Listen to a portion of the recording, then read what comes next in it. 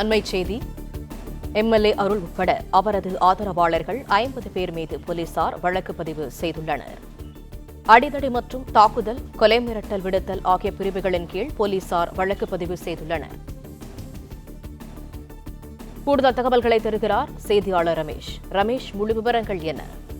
வணக்கம். சேலம் மாவட்டம் வாழப்பாடி அருகே நேற்று சேலம் மேற்கு சட்டமன்ற தொகுதி உறுப்பினர் அருள் மற்றும் அவரது ஆதரவாளர்கள் சென்றனர். அப்போது அவர்களுக்கும் மற்றொரு தரப்பினருக்கும் அடிதடி மோதல் ஏற்பட்டது. இதில் 7 பேர் படுகாயமடைந்து சேலம் அரசு தலைமை மருத்துவமனையில் சிகிச்சை பெற்று வருகிறார்கள்.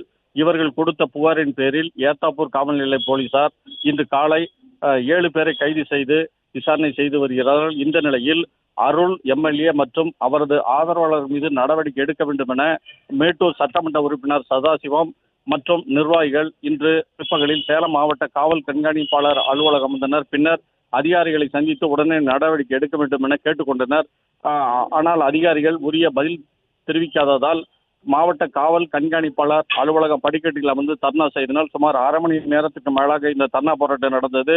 இதன் பின்னர் சேலம் மாவட்ட கூடுதல் காவல் கண்காணிப்பாளர் சோமசுந்தரம் மற்றும் காவல்துறை உயர் அதிகாரிகள் அங்கு வந்து பாமக நிர்வாகிகள் தொண்டர்களை சமாதானம் செய்தனர். இதன் பின்னர் பிளே ஸ்டோர் மற்றும் ஆப் ஸ்டோரில் இருந்து பாலிமர் செயலியை QR கோடு மூலம் பதிவிறக்கம் செய்யுங்கள்.